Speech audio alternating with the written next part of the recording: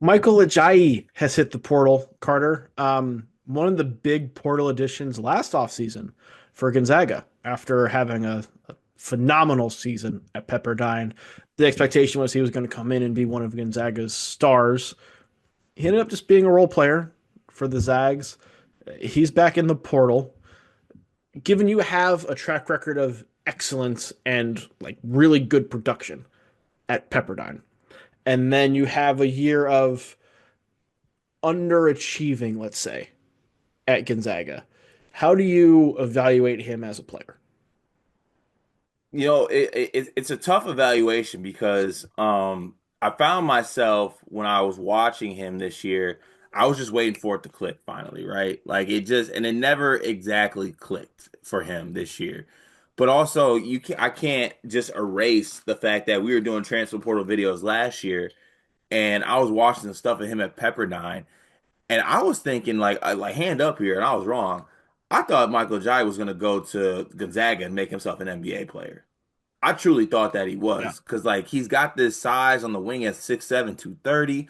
He shot well at Pepperdine. He was one of the best players in the conference. He was one of the leading scorers in the conference. I thought he was going to go to Gonzaga and maybe not be the best player on the team, but I thought he was going to replicate it enough to where he turned himself into a legit NBA prospect, which I think he was already on draft boards kind of going into this. And I was like, okay, goes to the step up in competition.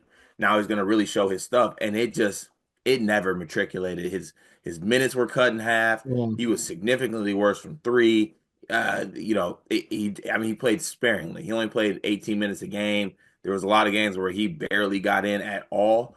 It was kind of a disaster of a season for him. Why do you think that is? Like, why did it not translate? Is it just the step up in, I would say, non-conference competition? Because he's still playing in WCC, stayed in the same conference. So why did it not work out?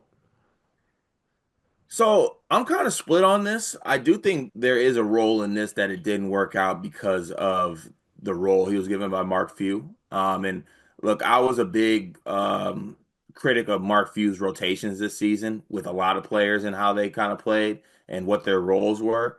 And I don't think that Michael Ajayi was given a fair shake at times. But also at the same time, there was moments where he did get a chance and he didn't necessarily step up to the plate. But I mean, he had some double doubles this year.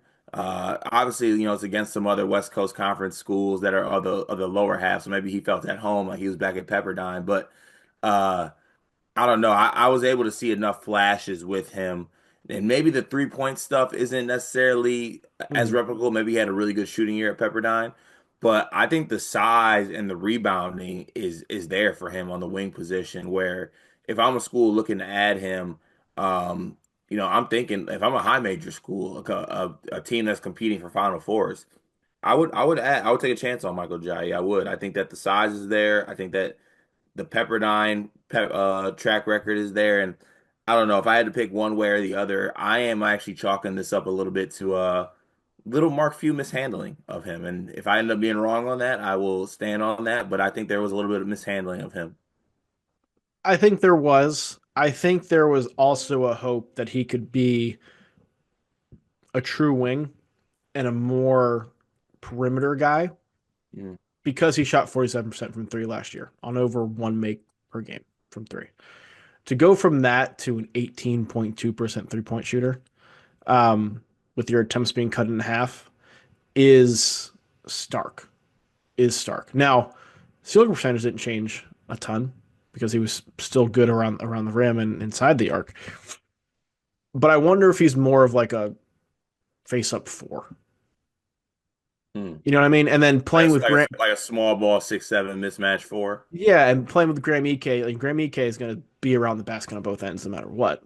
Yeah. And Ek is going to be your dominant force inside. It's going to be your go-to guy. And so I do think Ajayi had a tough time figuring out where exactly he fit, right? Because I think because it's almost similar to Trey Townsend in Arizona, where he came from a lower level as a four man who had been really good around the paint, and you want him to be a little bit more of a face up guy and a more up tempo system, and it worked fine, but it wasn't the delusions of grandeur that we thought we may get from them in the preseason. Yeah. I think there's some similarities there. But now moving forward, he is somebody who has crushed it at a lower level, somebody who has struggled at a higher level, but shown flashes of being good against power conference competition.